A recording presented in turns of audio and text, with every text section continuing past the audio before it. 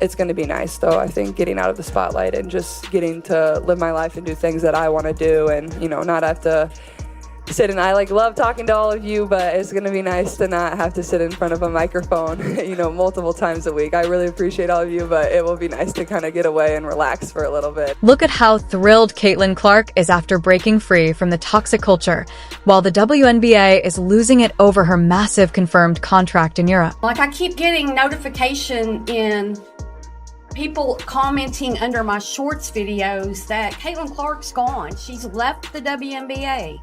What is going on? I don't believe that. What started as a rumor is now a confirmed fact, leaving the league scrambling so much that they even fired Christy Sides from the Indiana Fever. Christy Sides' time as the coach of the Indiana Fever is very likely coming to an end.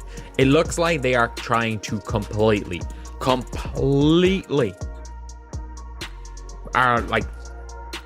shut it down. The chaos is real, and nothing makes sense anymore. With everything falling apart, Caitlin has no reason to stay. But what are the details of her new European deal? What happens to her Nike contract tied to the WNBA? And how will the legal issues unfold? Let's break it all down. There are already so many players heading overseas to play during the off-season.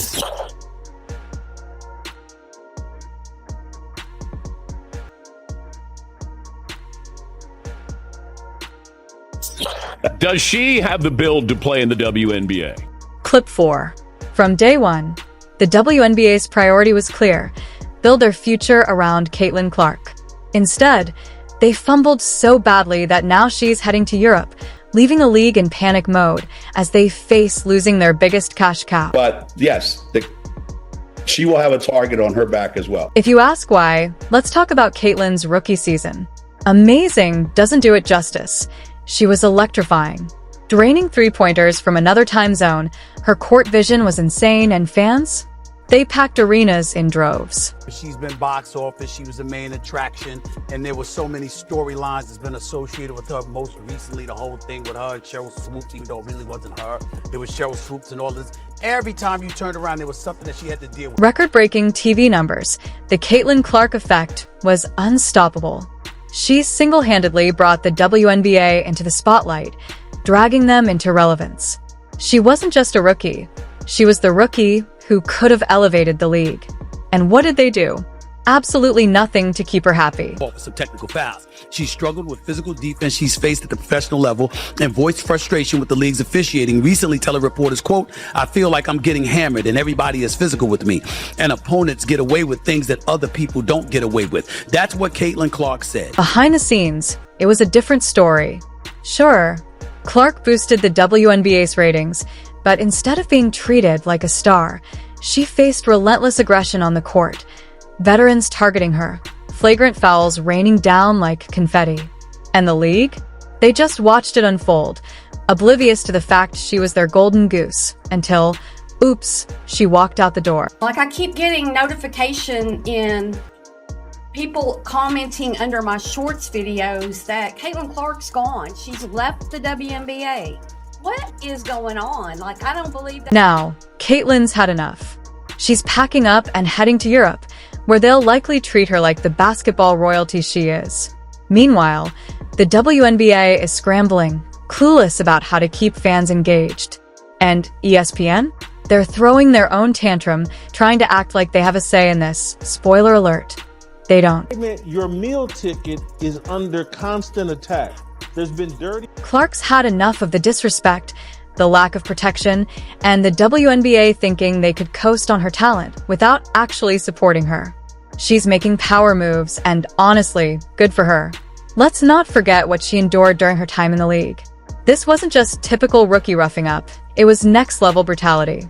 Every game, it felt like players were targeting her, fouling her like it was a contact sport, and the referees were utterly useless. There were times it looked like Clark was getting tackled, and the refs just stood there, signaling play on. No wonder she started calling them out in interviews, saying she felt like she was getting hammered out there, and she wasn't exaggerating. Those guys, they're the racists, when really, y'all are the racists. the people coming up with excuses to hate Caitlin Clark and the new fan base that she brought. Instead of stepping in to protect their brightest star, the WNBA let the jealousy of other players run rampant. Veterans weren't mentoring Clark, they were taking literal shots at her. It stopped being about basketball and turned personal, while the league just stood by, twiddling their thumbs. Now they're paying the price. Caitlin Clark is done being their punching bag and is taking her talents to Europe, where, let's be honest, they'll probably roll out the red carpet for her. But this isn't just about Clark playing overseas. It's about her demanding the respect she deserves. The WNBA had every chance to make her the face of women's basketball, to build their brand around her. But instead, they let her get beat up on the court, ignored her value, and now she's gone. Now, they're scrambling to figure out how to keep fans engaged without their biggest star. Michael Jordan of the WNBA was assaulted, has a black eye during the second half of the game because Dejanay Carrington stabbed her with her fingernails in the eye. Play the, I believe it's, side 11. Could we just play this on a loop? I'm not exaggerating. ESPN's panicking too because guess what? All those viewers they were counting on to boost their ratings are gone, just like that. The league is left scratching its head, wondering what went wrong. But the truth is simple. They didn't value Caitlin Clark, and now they're paying the price. Clark's move to Europe isn't just a win for her. It's a wake-up call for the WNBA and ESPN. They took her for granted, and now all they can do is throw a tantrum while watching the player who is supposed to carry their future walk away, leaving them in the dust. And then all of a sudden your hand turns downwards and straight into the eye of the biggest star in the WNBA.